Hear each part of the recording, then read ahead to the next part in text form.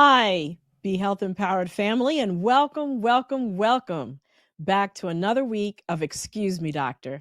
My name is Dr. Melissa Clarke. Please call me Dr. Mel, and I am delighted to be back here with you all today. Happy Monday. Happy, wonderful week that we are about to kick off for ourselves. So, we are here every single week on Excuse Me Doctor to bring you health topics that are based on science. So you can be confident and empowered when it comes to making decisions about your health for yourself, your family, and your community. We clarify speculation, we clear up misinformation, and we debunk disinformation.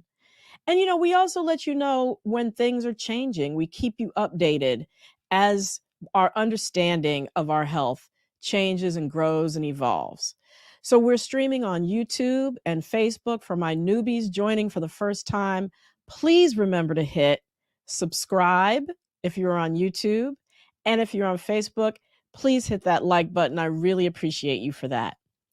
So, we have a really special show lined up for you tonight. As you know, there are like 60 million Americans who are still unvaccinated. For some people, it's just finding a convenient time, but to go get vaccinated. But for the majority of the people who have held out from getting vaccinated, it's either due to distrust of the COVID vaccine or those giving it, or anger over a perceived loss of their rights and their autonomy to make a decision for themselves. So tonight we're talking about a really important community, one that's dear to my heart, creatives and entertainers, mainly because of their influence and high profile. My co-producers know people personally who are artists who have lost their lives to COVID. And unlike many other people, creatives and artists and entertainers often have to be in crowds and in close contact with each other. So their thoughts about vaccination status and about prevention become particularly important in that environment. So we have two really special guests who are going to join us, accomplished artists in their own right. And of course, my wonderful co-producers are going to join us. We're going to sit down and talk about our artists a community that are disproportionately, is the artistic community, let me say that. Are they disproportionately not vaccinated? And if that's the case, why? So stay tuned right here. Make sure you're sharing again this particular episode on Facebook. Share it with everybody you know in the entertainment industry whose livelihood is in performance or being with crowds. Share it if you're a fan of go-go, R&B, hip-hop, or you want to be in the crowd who's listening to those wonderful artists and you're wondering if it's safe. Make sure that you share it with everybody, because this is an episode you are not going to want to miss. So, as always, though, to make this show happen and go, I have to bring in my two fabulous co-producers, Miss Lila Mays and Mr. Wayne Bruce. How What's y'all doing? happening? Hey, What's happening? What's good. happening? Oh, same. Just happy to be here. And, you know, we have so much to get to. I just want to jump right into the numbers. Okay. So, we're at 46.9 million cases of COVID. Um, and, the fact of the matter is, y'all, we are still in a pandemic. We have 30 states right now where numbers are climbing, and we're over 80,000 new cases of COVID happening every day. So even though it seems like there's some places that are taking away mask mandates, the reality of the situation is COVID numbers are going back up. Wow. Yep. And hospitalizations, though, and deaths are still going down, but we know that might rebound as cases go up. A couple weeks later is typically when we see hospitalizations and unfortunately deaths happening again. We're at 760,000 deaths from COVID. 8,000 more deaths have occurred since we were together last week. Wow. Wow. Yeah. That's an unreal All number. right. Are we looking up on the Vax facts though? Yeah, we are. We have 195 million people who are vaccinated, 28 million who have gotten their boosters. And I just want to shout out Puerto Rico. Puerto Rico. 'Cause Oh, Puerto Rico. yeah, I'm sorry. I'm yeah. sorry. Well, that is deserved because they have the highest vaccination and lowest transmission rate of any American state or territory. They've vaccinated 74% of their population compared to only 58.7% average vaccination rate in the rest of the United States. Number Come on, two is, PR. yeah, go on PR. Now, number two is Guam, again, not even on the mainland. And number Right. three is Vermont. And what they all kind of have in common is that the vaccine rollout was not politicized in those places. And Mhm. for PR in particular, um, the Spanish speaking media that's predominant in that country definitely did not politicize it just like it has been done over here. And that's the thought as to why their vaccination rates are so high. Wow. Interesting. All right, I'm gonna go out of order a little bit on the recap, because facts and people who are vaccinated and the behaviors that we're supposed to continue when we're around people who are not, etc. All of that, Dr. Mel, it's so confusing. Can we break this down a little bit? Absolutely. I got a text from a good friend of mine. She said that she has a friend who's vaccinated who had a house guest, and the Mm-hmm. house guest tested positive for COVID. Mm, So, what should that vaccinated host do? The person who hosted the friend. What should they do? So, the answer is this: people who are fully vaccinated do not need to quarantine after contact with somebody who tests positive for COVID-19 unless they have symptoms. So if they feel perfectly well, they can go about their life. However, they do need to get tested 5 to 7 days after the exposure, even if they don't have symptoms. okay. Okay. And they wear a mask indoors in public following the exposure until they know that their test is negative. So Okay. Mm, if it okay. if the test is negative, they're good to go. But if it's positive, of course, they should isolate at home for 10 days, just like everybody else. Wow. All right. And there you have it. So So, yeah, and that's let me just add, that's a little different than what's told to unvaccinated people. They Right. must quarantine from get go, from the Mhm. time they know that they've been exposed, they should quarantine. And then if their test is negative on day 5, they can come off of quarantine after day 7 as long as they don't develop symptoms. okay. That's cool. Okay. That's good to know. Yep. Hey, I wanna just because we're dealing with a show that's entertainment based tonight and dealing with my folks. I just wanna we had a really tragic concert and situation that happened a few weeks ago with Travis Scott and Astro World, and a young man, 9-year old, lost his life today. I mean, Yeah. and so I have to go to number two. I had this at number two. What happens if you're in a crowd crush? Because, I mean, that's the stuff we don't talk about. Like, how do you get Mhm. through that, Dr. Mel? Yeah. Yeah, so this is actually much more common than we think. Mm, If you look at worldwide, this happens pretty frequently, unfortunately. So the first tip is, I have 5 tips for you. The first tip is leave while you can, because Yeah. prevention is the best strategy. So if you're unintentionally bumping up against 1 or 2 people, it's a good sign, and you don't mean to. It's a good sign that the crowd is density is thickening, and that you need to sort of move to safer ground. Look around to see where the crowd is thinning. Head that way. Remember to look up for escape routes like fences or ledges, but avoid barriers you can't climb, because the first place where people start to get crushed is up against barriers that they can't get away from. The Mm. second tip is remain upright as much as you can. So if it's too late to leave, the most important thing to do is to maintain your balance. Um, and the way to do that is to sway with the crowd. Don't resist. So just go with the movement of the crowd, because hmm it moves like a wave. The third thing is protect your air. So oxygen is the most important thing. Avoid screaming unless you absolutely have to. Control your breathing and then fold your arms up in front of you like a boxer to protect your rib cage and give yourself enough room to breathe.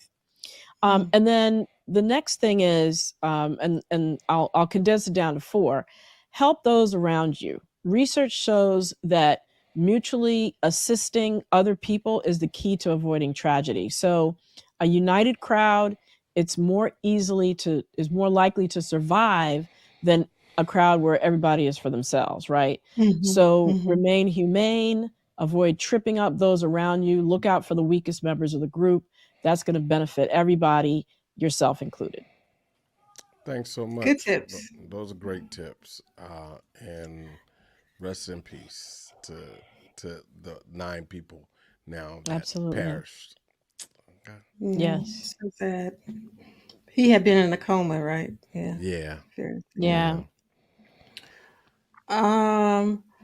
All right. Well, let's go to exercise and better mental health. Who can't use some mental wellness tips, That was supposed to be me, right? Because I'm in such great especially shape. during COVID? Low exercise definitely contributes to low mental wellness stuff. Dr. Mel, Yes, it what should we does. be doing?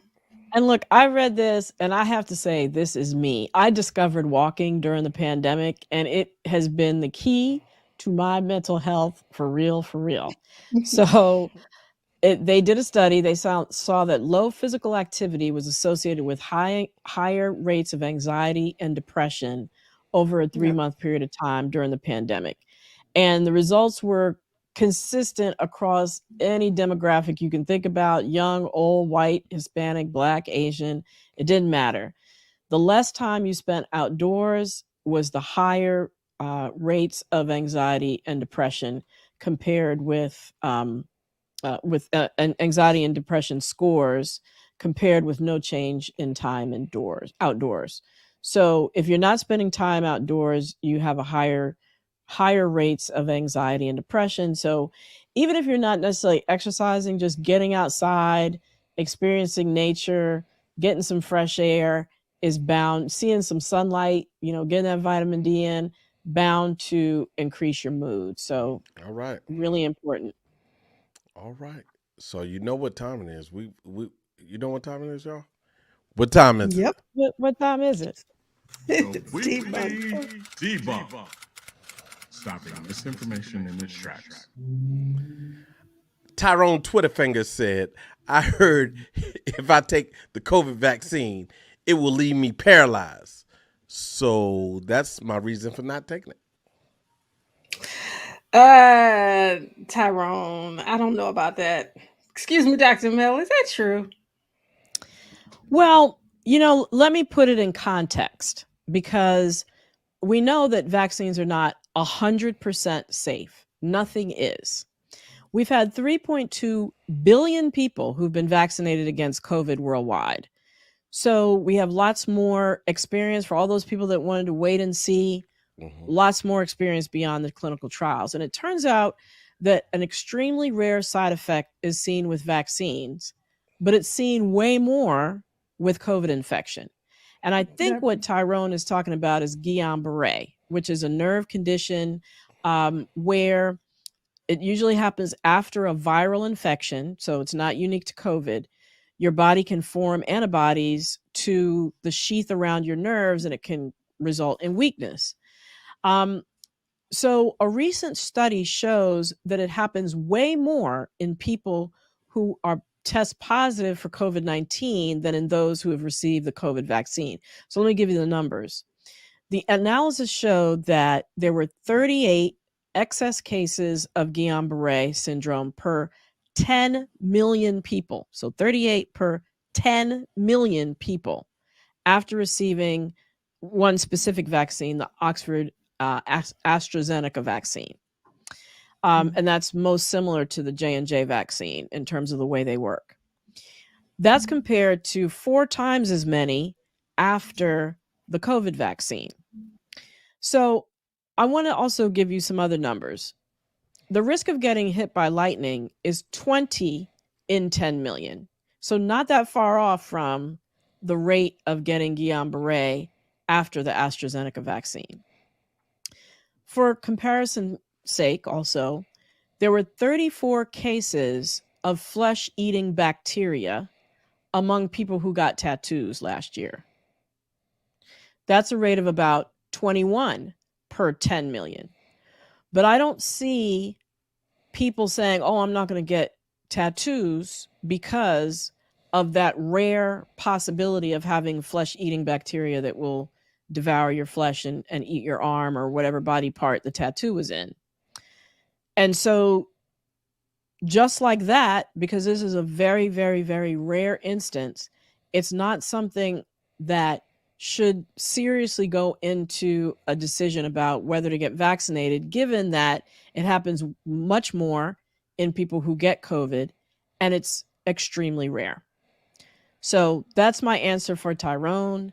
Hope that he thinks about it in a different light in terms of the risk benefit analysis in terms of getting vaccinated. Okay, I'll tell him stop texting me. so look. No, because he has good questions. So. We gonna keep it moving. We're gonna see you in the next segment, huh? Dr. All Mel? right. All right. Yep, absolutely. So, we are going to shift gears now, and we are going to talk about, is the creative community, the artistic community, is there a greater amount of vaccine hesitancy and resistance in this community? And, there are no statistics. I look for this. But along with our guests who are coming from the artistic community, we're going to really talk about that in light of the fact that the entertainment industry is dependent on people getting together, gathering together in crowds. Many performers suffered serious economic losses and hardship because of the pandemic, restricting the ability to gather. And then many in the industry have died even after vaccines have become available because of the hesitancy about getting vaccinated. So we're going to start off looking at a video of a previous segment where I was able to sit down with Tanisha Brooks, who's a branding, marketing, and design professional for creative individuals and organizations who wish to stand out with style. She is a fabulous graphic designer, and she's going to tell us a little bit about her decision to get vaccinated. 2, 1. Hi, Tanisha. It is wonderful to have you as our guest tonight on Excuse Me, Doctor. You have such a profound journey in terms of getting to the decision to get vaccinated for COVID-19. Would you mind sharing that with us?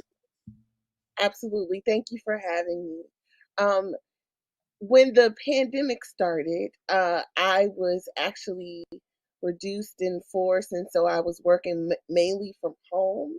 And although I was very selective about where I went, I was not really at all enthused about getting the vaccination when it first came out because I just thought everything was too fast. And so, my thought was, AIDS and all kinds of things have been around for a while, and they've been looking for cures for that. And so, how could COVID vaccinations be ready so quickly? But I started watching you and listening to some of the health professionals in my network. And so I started thinking about it. I was very careful about where I went because I live with my father. And my primary goal was not to bring anything home to my father. And so I kind of lived an isolated life. And so when I started to want to venture out, specifically, I went to a gathering and we were socially distanced. But I remember feeling so guilty being out in public and not being vaccinated that I immediately, once I once I had that interaction, I immediately started looking at scheduling myself for a vaccination. So I I actually went into a place. I didn't really know how it worked. I didn't know you Mhm. made an appointment. I thought I could just go get a vaccination. Well, I quickly learned that I could not do that. I went and made an appointment, and specifically, I was going to go one place and ended up going to another place. And it was made a suggestion to me to take a particular shot, and so I found that that shot wasn't offered immediately in my vicinity, so I had to go out and find it. And so Mhm. once I committed to getting the shot, I Yeah. committed to getting the shot that I wanted to get and did Mhm. my research. And I've done that. And actually, I would tell everybody, if you're on the fence about getting the shot, think about not only of yourself, but your loved ones and the people around you. I, my brother Yeah. got COVID early, and I remember being upset with him for getting COVID because he was letting people in his space. And we had just rekindled our relationship. So I was thinking that my time was getting cut with him. And then also, I've Mhm. experienced some loss due to COVID. So it is a very jarring thing. It's a very polarizing thing. Yeah. And so if you're on the fence about it, I would tell you, consider it, heavily consider. Well, thank you so much, Tanisha, for sharing your story. And I think many people can relate to the fact that there was some hesitancy early on when it came to making the decision. Her reasons had to do with, how quickly the vaccine was developed. But we're going to talk more as I bring in my two wonderful guests who've joined us tonight, who will sort of pick up on this thread of vaccine hesitancy in the creative community. Our first guest is Michelle Blackwell. She's a Washington, D.C. native, a performing and recording artist of go go music. She is the author of Love and Go Go and executive producer of her album Body of Work. She's a committed community activist and currently is the project manager and consultant for the Black Coalition Against COVID. Welcome, Michelle. We are so pleased to have you. Thank you for having me, Dr. Mel. I'm honored to be here. Absolutely. And thank you for being here. We are also joined by Kokai. He is a preeminent improvisational vocalist, Grammy nominated musician who's heard on over 60 titles spanning jazz, hip hop, rock, and R&B. He's a music educator, emissary with the US State Department, and recipient of numerous fellowships, grants, and awards. Thanks for being here, Kokai. Thank you, Dr. Mel, for having me. For sure. Absolutely. And so we are going to also be joined by our two co-producers, Wayne and Lila, who, as I mentioned before, know people who've been affected by COVID, unfortunately, who've lost their lives, just as Tanisha indicated in her video. So I'm just going to jump right into it.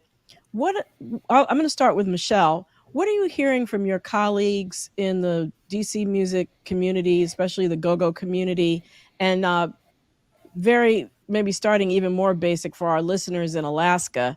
What is Mhm. go-go? You might need to start there. Well, yes, thank you again. And hey, Kokai, thank you everyone for tuning in. So, go-go music is a form of music that started here and is indigenous to Washington, D.C., with its branches stretched very early on into Maryland and Virginia and in surrounding areas. It is a percussive, heavy form of music that was started from the Godfather, who we call the Godfather of Go-Go, who is the Godfather of Go-Go, Chuck Brown, and of course artists like Sugar Bear from EU and Trouble Funk. Go-Go has its fingerprint in many, many other genres like R&B, hip hop, jazz, and is recognized by many artists all over the world, and is beloved here in Washington, D.C. But the best way to describe go-go is what I tell everybody now, which is a little more difficult now because we're in the pandemic, but you kind of have to be there. So in a sense, you And need to get out to a go-go. And right. And so with being there and I mean there's nothing like experiencing go-go live. Um what are you did concerts really ever stop in the go-go community here in DC and elsewhere during the pandemic?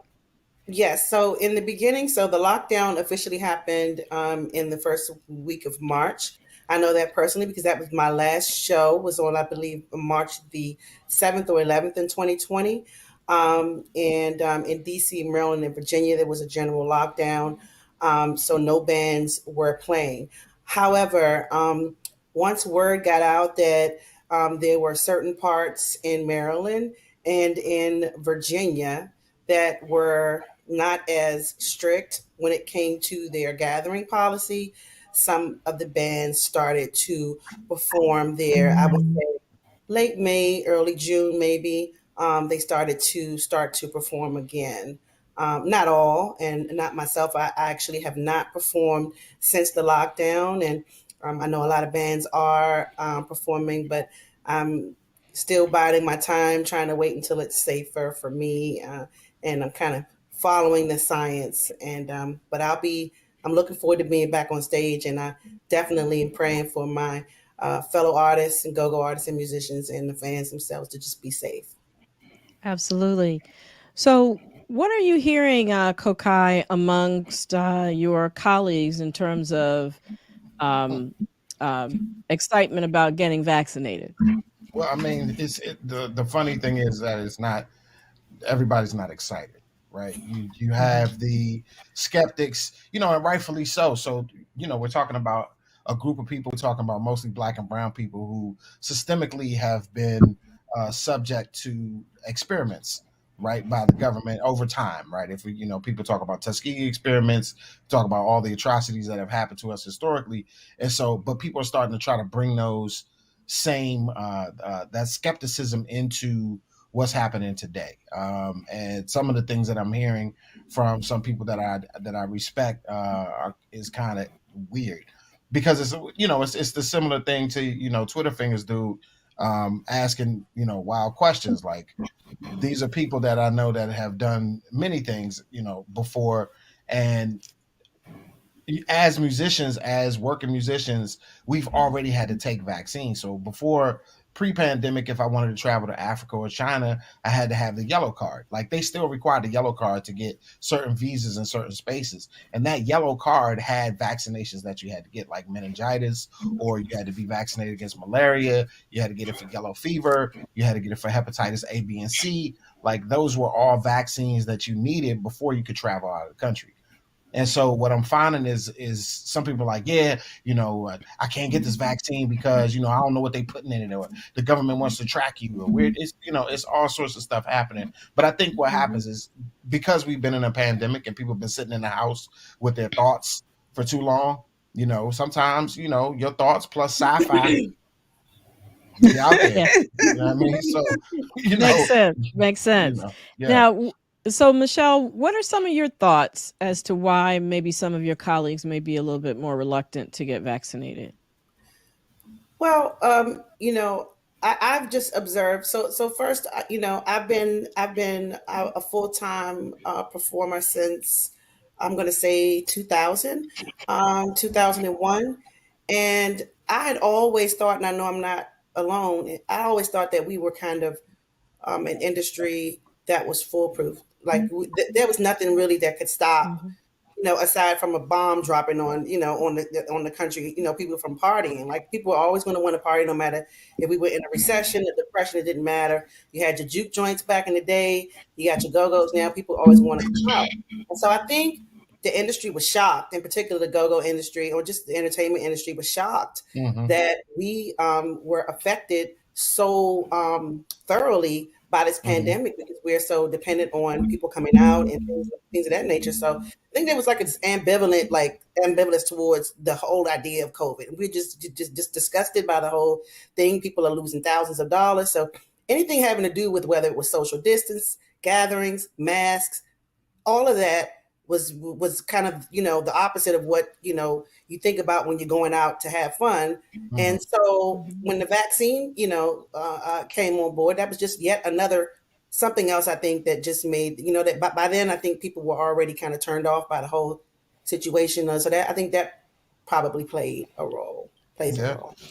I think also it was the political climate too. So you're looking at a perfect storm of what's been going on. You got a lot of skeptics, people with conspiracy theories, the 4chan folks, the QAnon people going off and on, everybody talking about the mark of the beast, and you got the Trumpers, you got all kinds of wild stuff happening at the same time, and people just feeding all sorts of, and you had a president at the time who was anti-vax, right? Just the facts the facts were not necessary. It was, you could go sip some bleach and be all right. Like, can't we just inject that? I mean, we could just inject some Clorox, right? Like things that you would never do.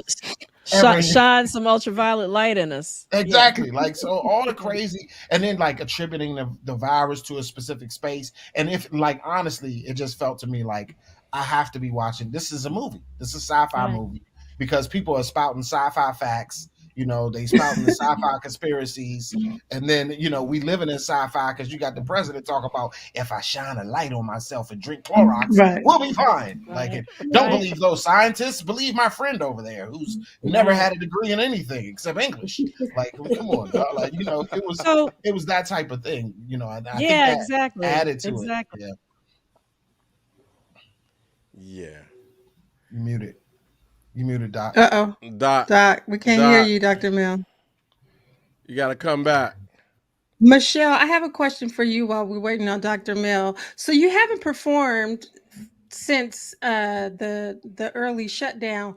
How have you fed, this is just a sidebar question, but how have you fed that creative energy if you're not doing live performances? Are you doing virtual stuff? So full disclosure, so the shutdown was in March. At the time, my grandmother, who was 91 years young at the time, was already hospitalized from a fall, and at the end of April, she passed from COVID. So she actually recovered somewhat from the fall and the subsequent, consequences of that, and was sent to a rehabilitation place over in Bethesda, where a week later she caught COVID and then she passed. And that was extremely traumatic for me. It was extremely traumatic for me on many, many levels. And my grandmother was a physician who I know, and anyone knows, my grandmother knows, if she were alive, not only would she have gotten a vaccine, but she'd be out there dragging people inside of Howard to get vaccinated herself. So it was really heartbreaking for me. And it was hard for me. I was traumatized. And as Dr. Mel spoke on earlier, that was in the middle of the lockdown. We were restricted from movement. So all going out to walk and all that kind of stuff, we weren't even able to do that. I had just started working. Thankfully, I was able to get another job because, again, I was performing full time. So I was concentrating on that. So I was able to kind of like pour myself into my work in that regard. But it's been a struggle for me. And then also my release, how I would normally relieve my stress, which was the stage, which has been the stage for 20 years, was not there for me. So, and then I'm missing my crowd. So it's been really hard, but I've been writing. So here's how I've been doing. I've been writing, working on my second album, finishing up my second book, pouring myself, I can't perform live. Virtual is kind of tricky, as people have been they've experienced when it comes to go-go, because the crowd band is such a symbiotic thing. Like, we really, really depend on one another to kind of make the magic happen. I haven't ruled it out now that things have been extended, but so I've just been writing and focusing on my comeback, which is happening. And yes, it is. And let me just say, Michelle's grandmother was not just a physician. She was a probably 4'9", 4'11", 5'1", somewhere in there, powerhouse of a woman, even at 91. psychiatrist, just an incredible physician and human being. So I want to pick back up on what Kokai was saying. You know, we're a year later, right, from that administration, and you know, in light of all the death, the economic losses that have happened in the artist community, those people who are still holding out, what do you say to them? Especially, and let me just say, especially, let's say, you know, you just came off tour and you're on stage with them, and you're in close quarters in studios having to record with them or perform with them. What do you say to those people who haven't been vaccinated and are in close quarters with you? Well, first, they're not going to be in close quarters with me. Like, so that's That part. I mean, even Okay. we either or you just gonna have on your mask. Like, I'm gonna be talking to you through this mask, and that's how we're gonna keep it moving. You know, I actually just came back off a tour, touring Europe, and we all, you know, everybody was vaccinated. We all wore a mask. It was part of our rider that if you wanted to talk to the band, you had to wear your mask. Like, we put in all the protocols because we knew that the first person to catch COVID, the tour was over, and I haven't been Right. on the road in 2 years. Wow. So I had to Right. relearn road chops, like what to do, what not to do, how to cross the street. Like, it was just regular stuff that you took for granted. Mm-hmm. You know, I had to get my airport chops back, like how you know when to get in line, what to do with your airline miles, what the lounge looked like. Like, it was all kinds of, you know, just stuff getting back to that, and then thinking about the stage dynamic and watching the crowds in different places. So to what I say to my friends are, so it depends on who your friends are. Like I said, the Mm-hmm. friends that I have that are super skeptical and they talk about the health benefits and they feel like they being forced to do something, I feel like they caught up in that same skepticism that's been going on for a while, and you really not going to convince them with logic, right? Because they, you know, they in skepticism space. But for those of us, like the ones I could talk to, I feel like, listen, it's like, look, man, you the same person, or young lady, you the same person that go out smoke hookah behind people. You know, you the same person that used to smoke weed that somebody done spit on the blunt and you was passing that joint around. You ain't had no problem.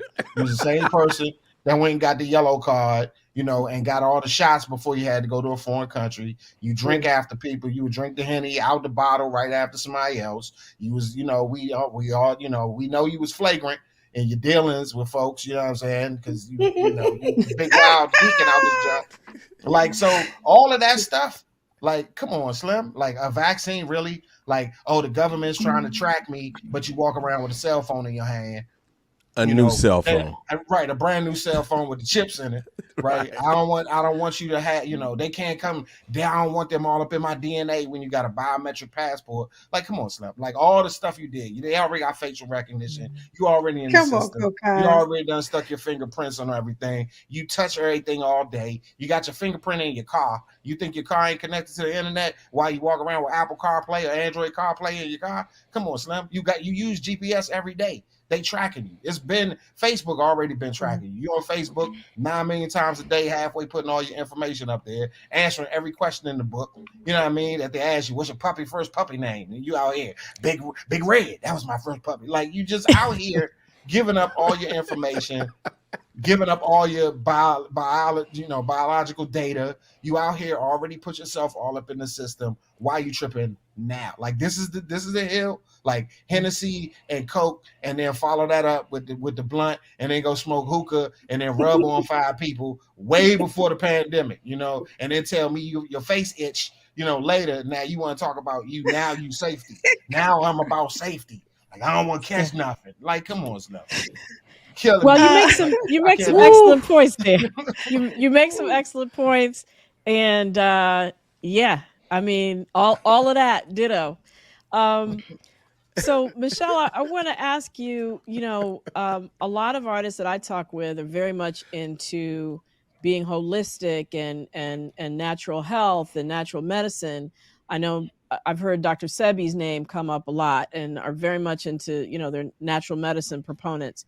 Do you find that it's a factor with people who, um, with artists who might be, you know, more focused on the holistic living, maybe not the ones that are drinking Henny out the bottle, like Kokai said? Some of them the do it reason too. why, honestly, why he said that was because he knows that when it comes to a musician's life, and if you've been in this business as long as we have, it's not unheard of for trips not just to IHOP or the breakfast spot or what's the place up on Wisconsin Denny's. Avenue, Anything. but also even 7-Eleven, they eating the smoky big bites and all kind of stuff, like the lifestyle, and then the chicken in the club and the fries in the club and everything. It's not your health to begin with, honestly, for a lot of them. But one thing I do appreciate is that the pandemic has made people a lot more health conscious because they're thinking of different ways. Even though you have doctors who are pro-vax and are also pro healthy living and herbal and natural remedies, that they're more health conscious. So I wouldn't necessarily say that they're more health conscious, and that's the reason why. But I think the pandemic has helped us in that regard. But if you don't mind, I'd like to ask Kokai something about his journey in performing again, because it's been one of my biggest anxieties of trying to figure out. Because I know in the beginning I would get, first of all, I've gotten many requests from promoters, and asking, when am I going to come back? We're going to make sure it's this. We're going to make sure it's that. But I remember, asking certain questions about, safety protocols. And some people would be like, oh, okay, Michelle. And kind of the way they said it, let me know. I'm not even going to go there because it's going to be kind of hellish for me. So how was your experience overseas as opposed to how we probably experience things with venues here? I don't know. No, and I would just want to tack on to that the emphasis on the overseas versus the United States. Yes. Okay. So I do want to digress. My friends who have kept the same energy with never getting a vaccine ever, right? So I have friends like that too. They going sea moss it. They going vitamin C, apple cider vinegar it all the way out. They never took a vaccine ever, never. For those people, I'm like, keep riding. You got to keep the same energy. And I also have a friend who has autoimmune disease, and he's like, I can't take the vaccine. Like it'll do something to me. So I'm like, all right. I mean, or maybe he needs a better opinion, but he said he can't take it because of his autoimmune disease. So I can address that autoimmune disease is not a reason to not take the vaccine, and I would encourage him to talk to his healthcare provider, rheumatologist, whomever who's seeing him for that. The American Society of Rheumatology has recommended that even people with autoimmune diseases get vaccinated. And as for the sea moss and the vitamin C and apple cider vinegar, black seed oil, echinacea, golden seal, vitamin D, vitamin C, etc., those things are great. I don't have anything against them, but they do not build antibodies. They don't create antibodies against COVID, and they don't prevent the spread of COVID like the vaccine diminishes the spread of COVID and helps protect those around you. So anyway, back to overseas. No. So the overseas, I just wanted to address that too, because I know that I have friends that have never, ever gotten a vaccine of any kind. Wow. Right. And so I didn't want to lump them in with the folks who got vaccines before, but now all of a sudden that, they're Dr. Spock or whoever. Right. So makes sense.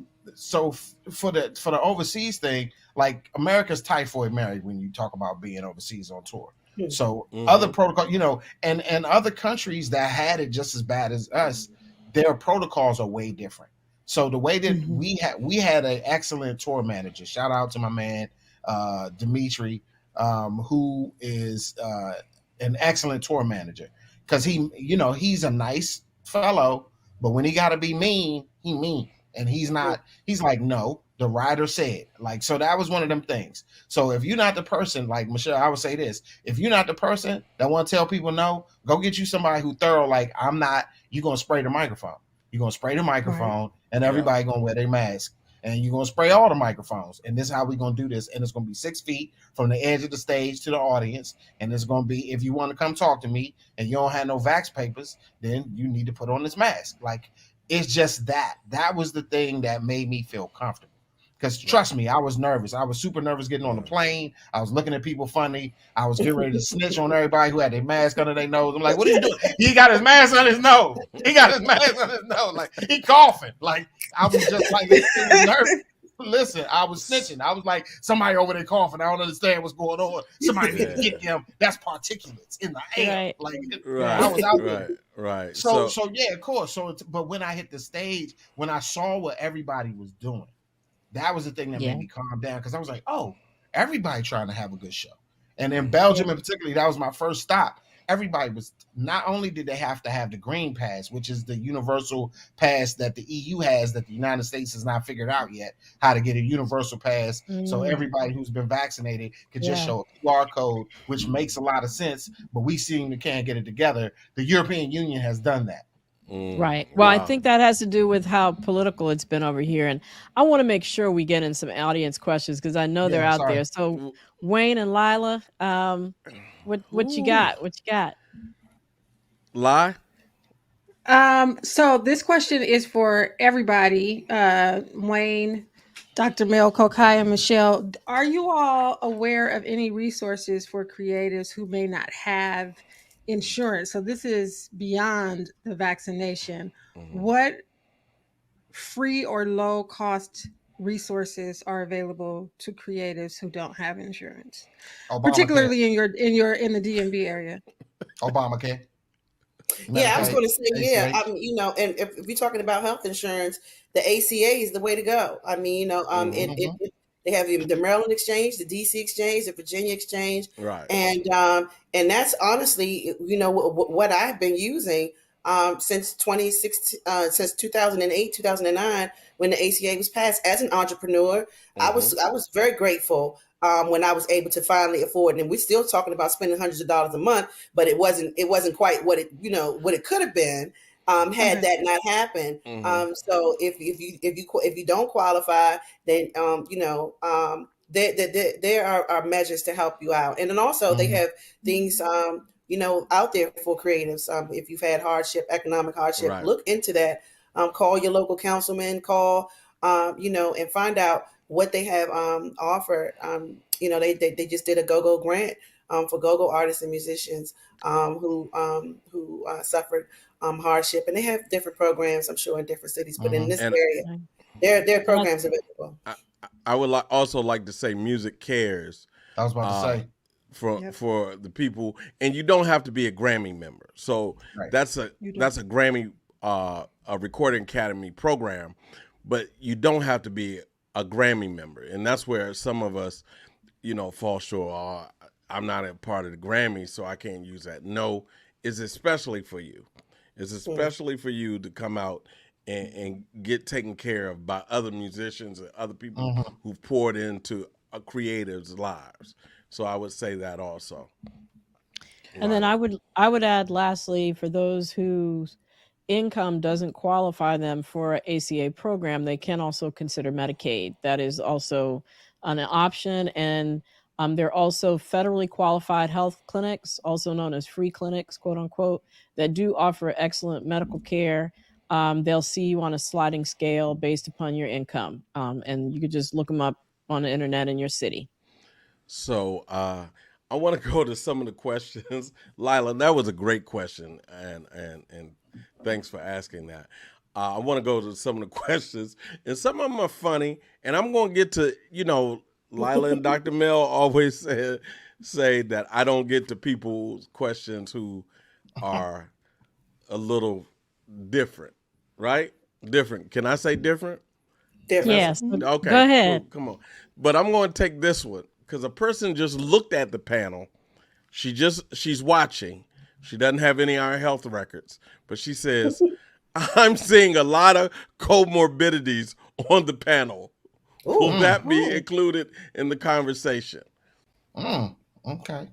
So what's the question? I'm seeing seeing the chubby face. She's seen a lot of chubby faces, and she's thinking just because you're overweight, you got comorbidities. Comorbidities. Yeah. I'm seeing a lot of comorbidities on the panel, she says. Will that be included in the conversation? Well, God bless her.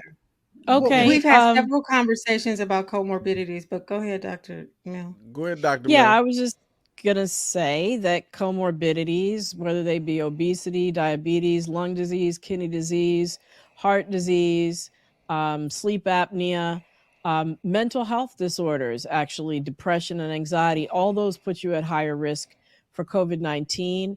And in addition, are not reasons to avoid taking the vaccine, are actually reasons to take the vaccine because they, those individuals were studied in a clinical trial. Information has been collected on the, what did I say, 3.2 billion people who've been vaccinated across the world. Many of them have had comorbidities, and it's found that the vaccine is protective as well as safe in those in people who have other health conditions, Yeah, and I help got the keep them out of the hospital. I got the shot. I'm gonna get the booster. I also hit the gym and run 2 miles. And if you want Joan in real life, you can come see me. Hey, Hey, Hey, I got you know know me, what? dog. I Trust go, I me, get you don't want to outside. see my Stop man. playing, you Slim. really Stop don't. playing, You Slim. really You don't probably- want to see my Plus, man. you know, make sure your teeth straight because that'll mess with your heart. But if that don't apply to you, then job bless. But they're popular in Santa Cucina, New Espiritu Santi. All So, right, go okay, ahead, Lila. so South, yeah, because y'all um, know this is the Southeast y'all talking to right now. You can buck with the so best. I my partner is actually a musician who has not been on tour since March of 2020 and ramping up for a tour now. Um, but what I have discovered in talking to him, this is just an observation. What I've discovered in talking to him in preparing for this tour is there are a lot of promoters and tour managers and artists who are not allowing musicians to travel with them if they are not vaccinated. Come on. So some of this is going to continue to mess up money. If you want to tour or go do live shows, there are a lot of places that you cannot perform as a creative if you do not get vaccinated. So just something else to consider. Yeah, nobody wants And it to. has Nobody been a wants that motivator for a liability. lot of people. What you Mhm. say, Coca? Nobody wants the liability. Like honestly, you Right. if we start this tour and we start rolling and one person in the band catch COVID, it's a wrap for everybody. It's a wrap. Right. The whole bus is shut down. So if it's 14 of y'all on the road and y'all got 14 city date and you get sick on the second city and now you got quarantine for 7 days, that's 7 canceled shows. Right. Everybody trying to mess with you. Dr. Mel, Dr. Mel, can I just ask Yeah, you to please address do. something really quickly? Because obviously in this area, now that everything is kind of ramped back up and bands are performing on a regular basis, they're not experiencing these same kinds of restrictions. So just from a practical standpoint, from a health and safety standpoint, can you please offer my fellow artists and musicians and the people who I care about, our supporters, even the ones who I have not performed in front of, but I still love and care about, can you offer them some safety tips if they're going to continue to do this and then they don't have these protocols so that they can kind of self-govern in a more safety conscious way? Can you provide some tips and advice for our, because we're talking about maybe a few hundred people in a venue every Friday and Saturday. Yeah. They're close together. I'm seeing the videos. I love y'all, but truth is truth. I'm not seeing is Yeah. masks. Yeah. And Yeah. so Well, I know, just talk about that, please. absolutely. I mean, I know a lot of indoor venues have opened back up. I mean, I've even been to a concert at the Blue Note in New York, and people were crammed in like sardines. I was very nervous about it, but we for the musicians and for the audience, I would say be vaccinated. A lot of these venues are requiring vaccination cards to be admitted. Wear your mask if you're not eating or drinking, and if you are eating and drinking, take sips in between and put the mask back on. I think that's the safest way to go about it. Kokai mentioned some excellent ones regarding the stage itself, sanitizing the mics, and making sure that you, if possible, are 6 feet away, especially from the singers and the anybody who's going to be opening their mouth and singing, and the wind instruments. If possible, keep them apart from everybody else and at least 6 feet back from the audience so that they're not exposing everybody else. And wear your mask when you're not on stage. I would even submit that those people who aren't singing and playing woodwind instruments should be wearing their masks on stage. I mean, I think that's really the safest way to go about it. So I would like to say, you know, in my 30 years of being in the industry, you know, this virus. The reason I do this show with Dr. Mel is this changed just the face of everything we know, right? And so, in coming back off of this, I had a pretty big concert and was at a venue that required that everybody either be vaccinated or take a PCR test or take a COVID test 48 at least 48 hours. There's at Actually, least 25,000 people there in an outdoor venue, right? 25,000 people in an outdoor venue. But then I had so I music direct a lot of artists. We did a show that had a lot of artists on the show, a tribute to Bill Withers. And for the rehearsal, things start at rehearsal. Things don't, by the time you get to the concert, you know, you've already checked the 8 musicians on stage, 8 to 10 musicians on stage. And I had that written into the protocol. 8 to 10 musicians on stage. I need you to check. We gonna rehearse all week. I need 3 tests. You know, a test before you get here, a test while we here, and a test before 48 hours before we start.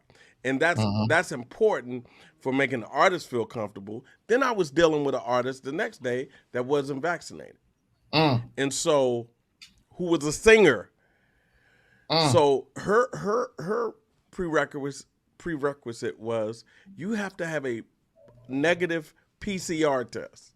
I don't want to see an antigen test. I don't want to see that 50-50 junk. I don't really want to see that. I need to see a PCR test. And then and only then, and then she was 10 to 12 feet away from us at all times singing. You know, it was really a 12 feet, 20 feet from stardom type thing. So, you know, it starts before you get on the bus, Lila. You know, and I'm quite sure, you know, those people are taking protocol that you don't want to travel with people who aren't vaxxed because they may not get in the venue. Right. I mean, go ahead, Dr. Mel. No, go ahead, Lila. I was just gonna say, so my partner's a musician, but I work in TV and film, and so you know everything. I live in Los Angeles. Everything got shut down. Productions got shut down until those white papers could get written and protocols could be in place. And I'm talking about A zone, B zone, C zone, D zone, certain protocols, certain PPE from one zone to the next. You're getting tested the day before, you're getting tested on site. I mean, and so just to throw back to what Tanisha said in video, this is a community responsibility. This is not just about ourselves. I said this last week. We got to be community minded about protecting each other. Right. And unfortunately, as rich as this discussion is, I just looked at the time and realized, unfortunately, we have to wrap up. I am so impressed by everything that you all have had to say. Thank you for sharing. Thank you for that wonderful note that we just ended on, that this entertainment and art is a community experience. It's a community experience to be enjoyed together, to be created together. And as much as individual autonomy is important, in a pandemic, we have to think about each other. And so I'm just going to wrap up by thanking you all for being here. Thank you to my wonderful producers. And just encourage everybody out there. Like I said, vaccines aren't perfect, but they're the most perfect thing we have right now in order to protect ourselves, protect our families, protect our communities and our loved ones, along with the testing that Wayne brought up, along with the masking protocols, along with the social distancing protocols. Those are the best ways to stay safe and still be able to earn money at our crafts, what we love to do, and to be able to enjoy the healing benefits of art and music. So thank you to my panel tonight. I will be back in the morning on the Russ Parr Morning Show. So if you're awake at 7:45 a.m., I will be there. Next week is a bye week. It's a National Holiday Week. There's Thanksgiving and the important birthday of one of my co-producers. And so we are taking next Monday off. But we will be back on November 29th. And so I hope you join us then. And if I don't see you between now and then, please remember to be wise, to be well, and to be health empowered. Thanks for joining.